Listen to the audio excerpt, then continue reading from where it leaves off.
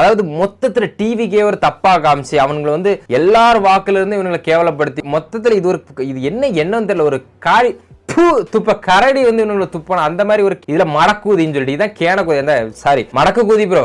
நான் ஒண்ணு சொல்றேன், என்ன தெரியுமா, அந்த விசிலுக்கு ஏகப்பட்ட பேர் இருக்கு, நான் இல்லன்னு சொல்ல, சரி மடக்கூதினி இருந்துட்டு போட்டோம், உங்களை மாதிரி மக்கு அப்படி இல்லாம இருக்குதுல, அது வரைக்கும் சொல்றேன், நல்லா புரிஞ்சுக்கோங்க. அதாவது இதுல டிவிக்கு அவரோட ப்ரொஃபைல் இருக்கு. நான் கேட்கறேன், இப்போ உங்க போட்டோ வச்சுட்டு இப்ப நான் யாருக்கா இப்ப ஒரு கமெண்ட் பண்றேன், இல்ல நாம் தமிழால வச்சுட்டு பண்றேன், உங்களுக்கே பண்றேன்னு வச்சுங்களேன், உங்க டிபி வச்சுட்டு டே மக்கு சரி மடக்கு கூதி மச்சி மடக்கு ஊதி அப்படின்னு சொல்லிட்டு நான் உங்களுக்கு ஒரு கமெண்ட் பண்றேன். இது வந்து நாம் தமிழ்ல இருந்து பண்ணாங்கன்னா அப்ப நீ வந்து என்ன சொல்லுவ, இது யாரோ செய்த சதி ஃபேக் ஐடி அப்படிம்ப. இதுல நீங்களே 1000 ஃபேக் ஐடி ஓபன் பண்ணுங்கன்னு சொல்ற பட்சத்தில் ஏன் ஒரு ஃபேக் ஐடியா இருக்க கூடாது? அது ப்ரூவன் ஐடி கூட கிடையாது, அன்வெரிஃபைடு ஒரு அக்கௌண்ட்ல இருந்து ஆத்தரைஸ்ட், அது வந்து ஒரு வெரிஃபைடு அக்கௌண்டே கிடையாது. அப்படி இருக்கிற பட்சத்துல எப்படி அதை எடுத்துட்டு வந்து இன்னைக்கு ஒரு கண்டென்ட் அதை போட்டுட்டு இருக்க? அப்ப நீ எந்த மாதிரி ஒரு மெச்சூரிட்டி கிடையாது, ஒரு தலைமை பண்பு கிடையாது, உங்களெல்லாம் எப்படி செலக்ட் பண்ணுவாங்க?